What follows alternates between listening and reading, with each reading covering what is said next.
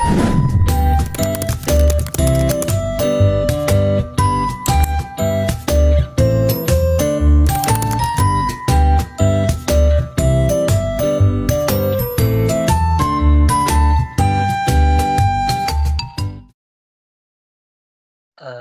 pagi, siang, sore, atau malam kepada Ibu Widiawati Leko. Perkenalkan kami dari kelompok 5. Di sini kami akan mempresentasikan hasil kerja kelompok kami dari PSAK 50, 55, dan 71. Next. Di sini di kelompok 5 ini terdiri dari 3 anggota. Yang pertama ada anggota Tri Rahayu dengan NIM 2022-50081. Lalu yang kedua ada Jeresa Amandina Sihombing dengan NIM 2022-50242. Lalu yang terakhir saya Petra Gracia Laning dengan NIM 2022-50369. Next.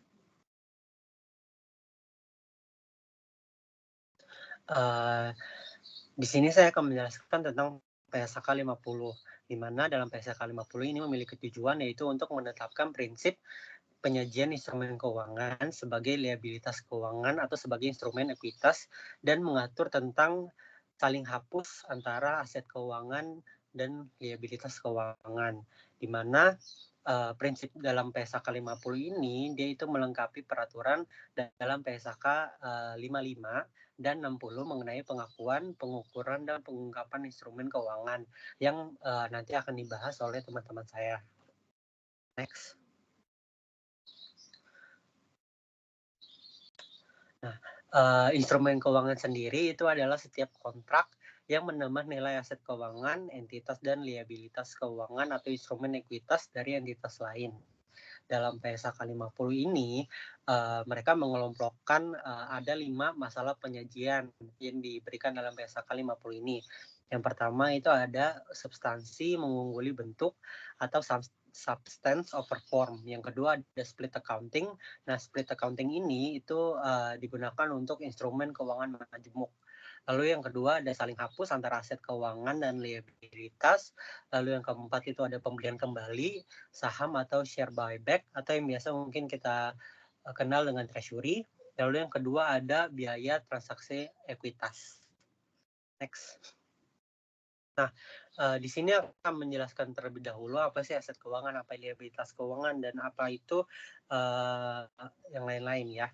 Dan pertama aset keuangan ini.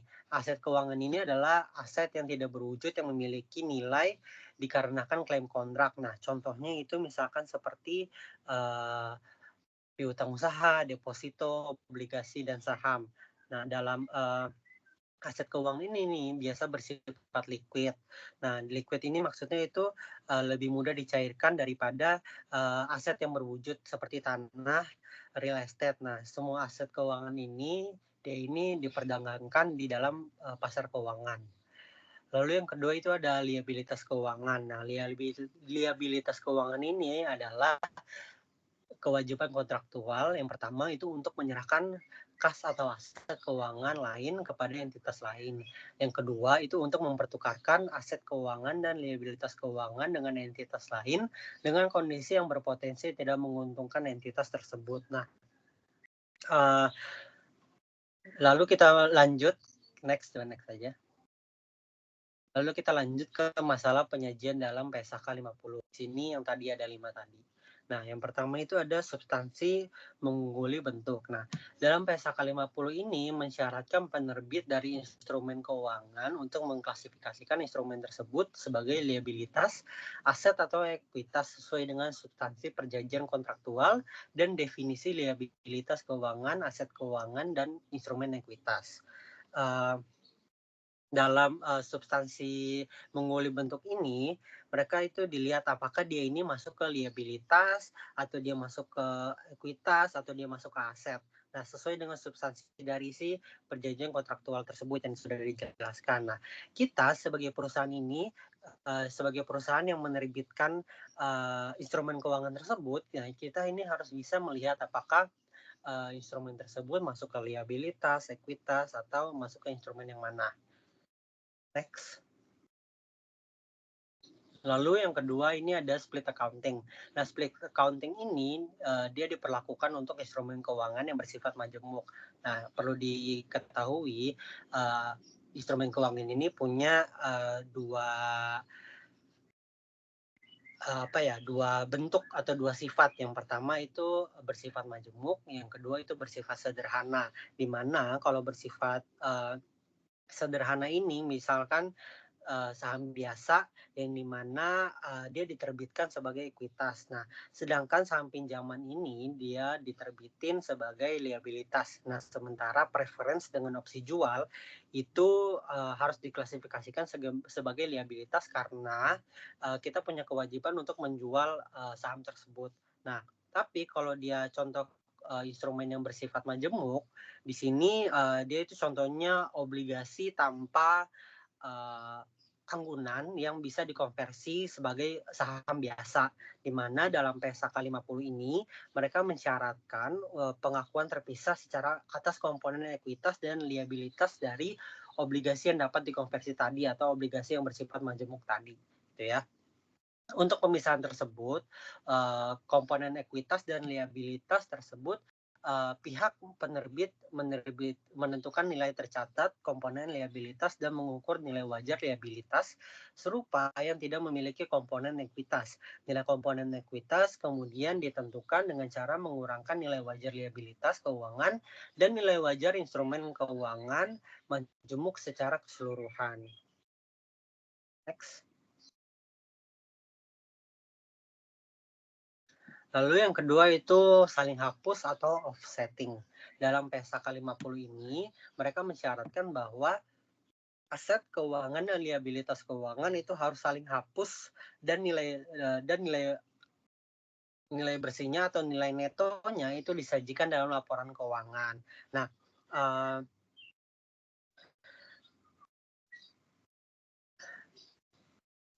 yang disajikan dalam laporan keuangan itu jika yang pertama entitas saat ini memiliki hak yang dapat dipaksakan secara hukum untuk melakukan saling hapus atas jumlah yang telah diakui. Nah, untuk memenuhi kriteria saling hapus tadi kan itu mereka itu harus dipaksakan secara hukum dan melakukan saling hapus. Ini berarti bahwa saling hapus itu harus tidak kontingen. Nah, tidak kontingen ini berarti itu maksudnya tidak harus pasti gitu untuk pemenuhannya di masa depan.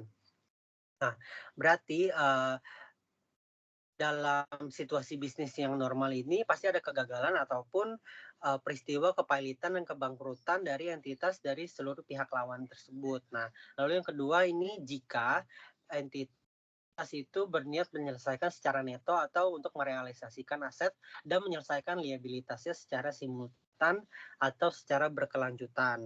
Nah, maksudnya di sini itu kalau aset keuangan dengan liabilitas keuangan saling dihapuskan, secara esensi kan kedua akun tersebut masih disimpan dalam pembukuan perusahaan. Nah, kecuali jika penyajian dalam laporan posisi keuangan keduanya itu antara aset dan liabilitas saling dihapuskan dan disajikan dalam satu pos berdasarkan nilai bersih atau nilai netonya aja. Misalkan contohnya nih perusahaan saya ini saya ini beli dari perusahaan A, kita jual ke perusahaan A, tapi kita beli juga di perusahaan B. Nah, ini kan berarti transaksi itu nggak boleh dalam satu pos kan, harus beda-beda dalam satu akun. Nah, berarti itu yang disajikan dalam laporan posisi keuangan itu tidak boleh saling hapus. Namun jika misalkan saya beli dari perusahaan B dan juga saya jual ke perusahaan B. Nah, berarti itu kan misalkan dalam pembayarannya dibayar setiap akhir minggu atau setiap bulan. Nah, berarti kan kita itu dapat merealisasikan aset dari piutangnya sekaligus kita dapat menyelesaikan utang itu secara simultan setiap minggu atau setiap bulan itu kan. Nah, berarti maka jumlah utang dan piutang dari si perusahaan saya ini yang harus saling hapus atau disajikan itu nilai bersihnya aja. Jadi ada pengurang dari nilai piutang sama nilai utangnya gitu ya. Nah, dan mereka ini disajikan dalam satu akun atau satu pos aja gitu. Next. Nah, pembelian kembali saham atau share buyback. Nah, jika suatu perusahaan itu mengakuisisi kembali instrumen ekuitasnya, maka instrumen tersebut harus dicatat sebagai saham yang diperoleh kembali atau saham treasury. Dan itu disajikan sebagai pengurang ekuitas pemegang saham dalam laporan posisi keuangan. Next. Nah, dalam pembelian kembali saham ini ada 2 metode yang bisa digunakan. Yang pertama itu berdasarkan metode biaya, di mana saham treasury itu dicatat pada biaya perolehan dan disajikan sebagai pengurang dari ekuitas pemegang saham. Lalu yang kedua ini berdasarkan metode nilai nominal saham treasury. Nah, di mana saham treasury tersebut itu dicatat pada nilai nominal, tapi dia dikurangi langsung dengan modal saham yang diterbitkan. Nah, jadi bedanya kedua ini nih antara metode biaya dan metode nilai nominal ini itu dilihat dari kalau dari metode biaya dia itu berdasarkan biaya perolehan, tapi kalau metode nilai nominal itu dicatat pada nilai nominal yang sudah dikurangi langsung dari modal saham itu ya. Next. Lalu yang terakhir dari masalah penyajian ini ada biaya transaksi ekuitas. Dalam PSAK 50 ini mencaratkan bahwa transaksi dari suatu transaksi ekuitas itu harus dicatat sebagai pengurang nilai ekuitas. Dengan demikian biaya yang diatur dan diatribusikan secara langsung itu diatribusikan secara langsung dengan penerbitan saham. Nah, itulah macam-macam masalah penyajian dalam instrumen keuangan. Next.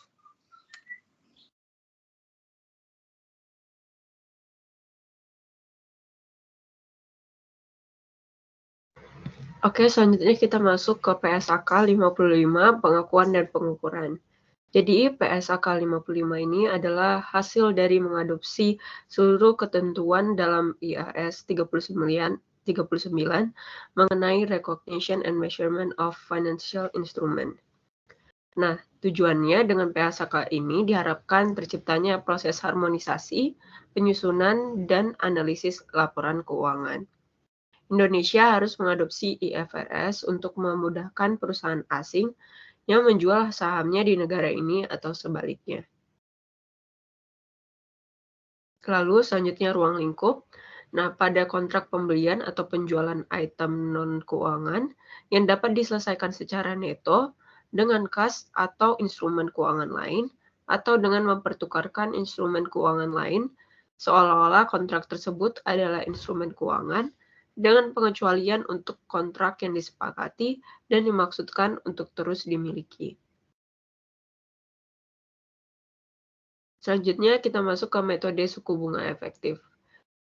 Metode suku bunga efektif ini adalah metode yang digunakan untuk menghitung biaya perolehan, diamortisasi dari aset keuangan atau liabilitas keuangan, dan metode untuk mengalokasikan pendapatan bunga atau beban bunga selama periode yang relevan.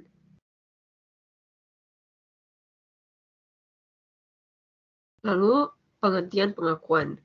Nah, penghentian pengakuan adalah pengeluaran aset keuangan atau liabilitas keuangan yang sebelumnya telah diakui dari laporan posisi keuangan entitas.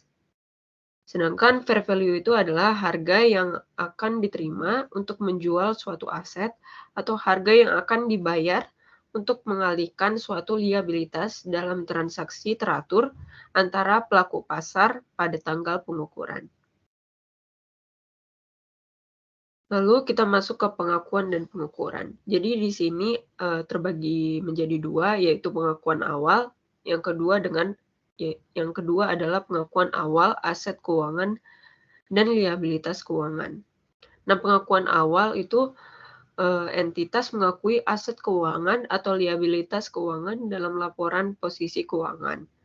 Sedangkan kalau misalnya yang pengakuan awal aset keuangan dan liabilitas keuangan itu pada saat pengakuan awal aset keuangan atau liabilitas keuangan entitas mengukur pada nilai wajarnya. Lalu dalam hal aset atau liabilitas keuangan tidak diukur pada nilai wajar melalui laba rugi, maka nilai wajar tersebut ditambah biaya transaksi yang dapat diatribusikan secara langsung dengan perolehan atau penerbitan aset keuangan atau liabilitas keuangan tersebut. Selanjutnya akan dijelaskan oleh teman saya. Selanjutnya di sini ada PSAK 71. Yang pertama ini ada tujuannya. Tujuan dari PSAK 71 ini adalah untuk menetapkan prinsip untuk pelaporan keuangan atas aset keuangan dan liabilitas keuangan yang akan menyajikan informasi relevan dan berguna bagi pengguna laporan keuangan untuk melakukan penilaian terhadap jumlah, waktu, dan ketidakpastian arus kas masa depan entitas. Selanjutnya di sini ada bab 2, ruang lingkup, yaitu ruang lingkup. Yang pertama ini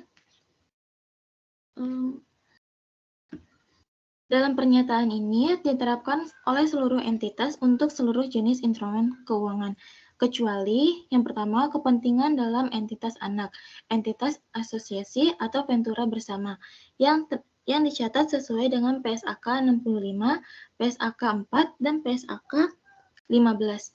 Entitas juga menerapkan pernyataan ini untuk derivatif atas kepentingan dalam entitas anak, entitas asosiasi, atau ventura bersama, kecuali derivatif tersebut memenuhi definisi instrumen ekuitas entitas dalam PSAK 50. Yang B, hak dan kewajiban dalam sewa yang diatur dalam PSAK 73 sewa. Akan tetapi, yang pertama, piutang sewa pembiayaan yaitu investasi neto dalam sewa pembiayaan dan piutang sewa operasi yang diakui pesewa mengakui persyaratan penghentian, pengakuan, dan penurunan nilai dalam pernyataan ini. Yang kedua itu, liabilitas sewa yang diakui oleh penyewa mengakui persyaratan penghentian pengakuan dalam paragraf 3.3.1 dan derivatif yang melekat pada sewa mengikuti persyaratan mengenai derivatif melekat dalam pernyataan ini. Lalu yang C, hak dan kewajiban pemberi kerja berdasarkan program imbalan kerja yang diatur dalam PSAK 24, yaitu tentang imbalan kerja. Yang D, instrumen keuangan yang diterbitkan oleh entitas yang memenuhi definisi instrumen ekuitas dalam PSAK 50. Ini termasuk opsi dan waran, atau yang disyaratkan untuk diklasifikasikan sebagai instrumen ekuitas sesuai dengan PSAK 50 di dalam paragraf 16A dan 16B, atau paragraf 16C dan 16D. Lalu yang E, hak dan kewajiban yang timbul dalam yang pertama, kontrak asuransi sebagaimana didefinisikan dalam PSAK 6. Lalu yang kedua, kontrak dalam ruang lingkup PSAK 62, karena kontrak tersebut ini tuh berisi fitur partisipasi tidak mengikat.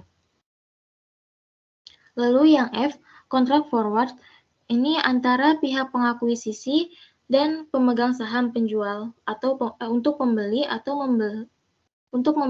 menjual pihak yang diakuisisi yang akan menghasilkan kombinasi bisnis dalam ruang lingkup PSAK 22. Lalu yang G, komitmen pinjaman selain dari yang dideskripsikan di PSAK 2 di paragraf 2.3. Yang H, instrumen keuangan, kontrak, dan kewajiban dalam transaksi pembayaran berbasis saham yang termasuk dalam ruang lingkup PSAK 53. Yang I, hak atas pembayaran untuk penggantian pengeluaran entitas yang disyaratkan untuk menyelesaikan liabilitas yang diakui sebagai provisi sesuai dengan PSAK 57. Yang J, hak dan kewajiban dalam ruang lingkup PSAK 72, yaitu tentang pendapatan dari kontrak dengan pelanggan yang merupakan instrumen keuangan. Lalu di sini ada return option untuk pembelian atau penjualan item non-keuangan yang dapat diselesaikan secara neto dengan kas atau instrumen keuangan lain atau dengan mempertukarkan instrumen keuangan sesuai dengan ketentuan paragraf 2.6a atau 2.6d termasuk dalam ruang lingkup pernyataan ini. Lalu di sini ada bab 3 tentang pengakuan dan penghentian pengakuan. Yang pertama ini ada pengakuan awal.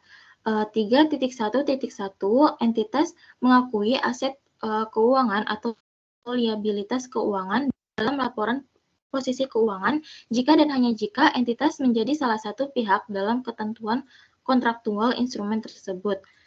Lalu yang di sini ada pembelian atau penjualan reguler aset keuangan. 3.1.2 pembelian atau penjualan reguler aset keuangan diakui dan dihentikan pengakuannya menggunakan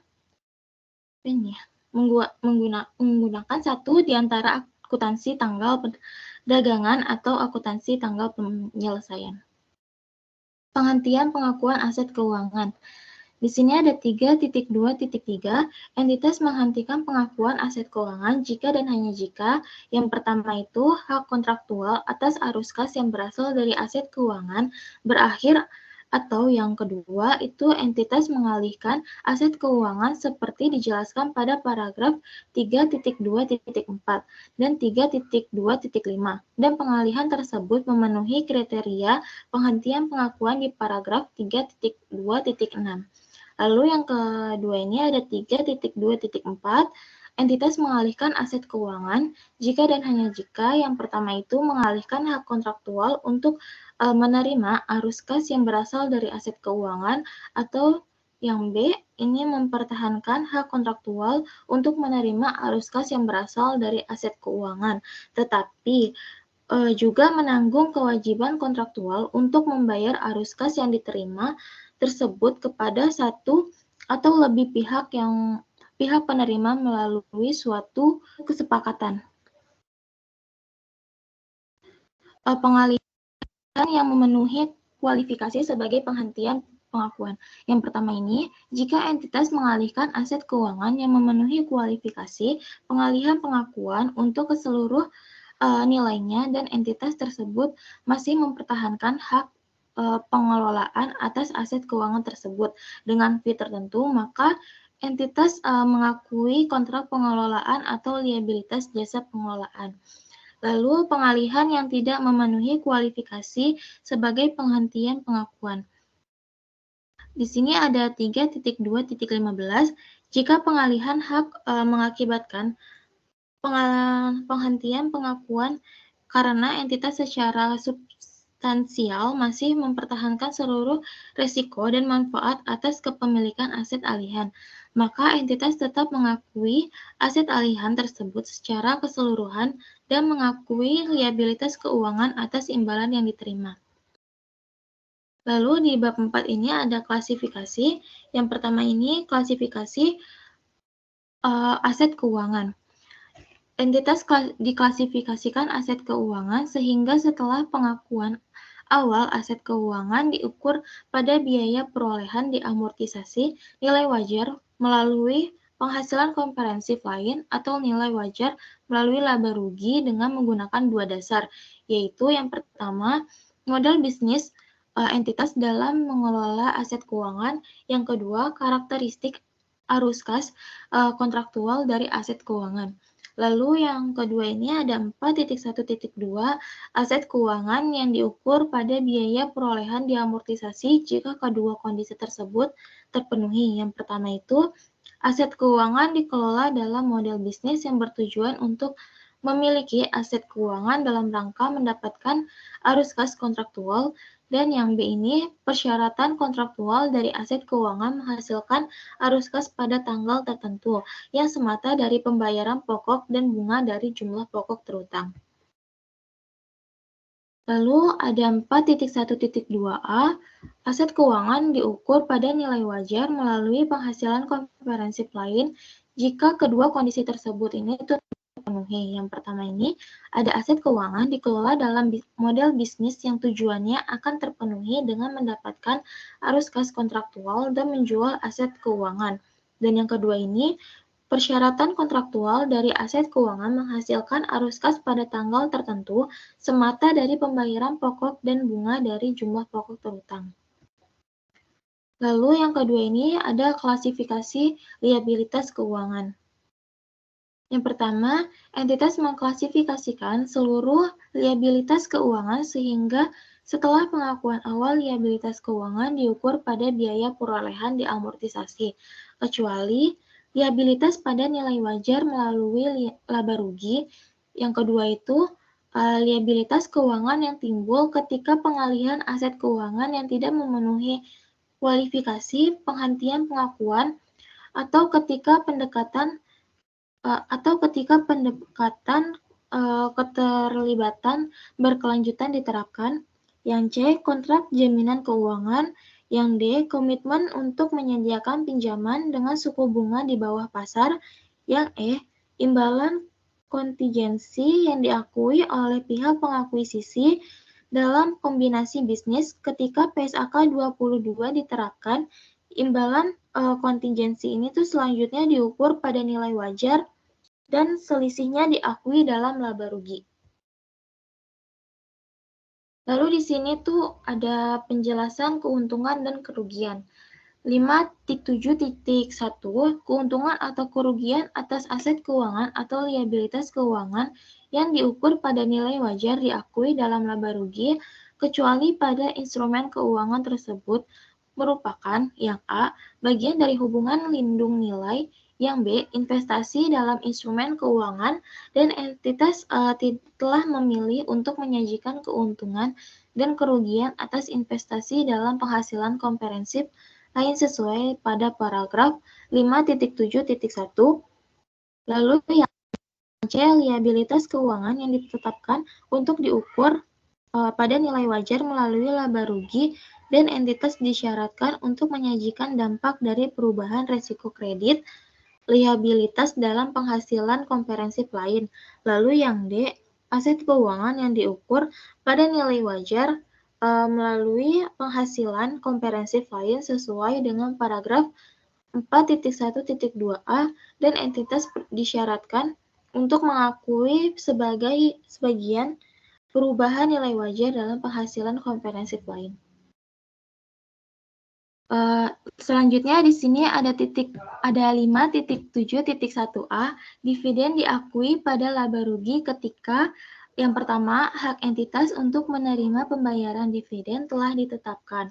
Lalu yang B, kemungkinan besar manfaat ekonomik yang berkaitan dengan dividen akan mengalir pada entitas.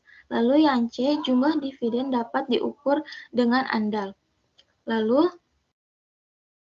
5.7.2 keuntungan atau kerugian atas aset keuangan yang diukur pada biaya perolehan diamortisasi dan bukan merupakan bagian dari suatu hubungan lindung nilai dan jika diterapkan pada PSAK 55 diakui pada laba rugi ketika aset keuangan dihentikan pengakuannya, direklasifikasi sesuai dengan paragraf 5.6.2 melalui proses amortisasi atau dalam rangka mengakui keuntungan atau kerugian penurunan nilai.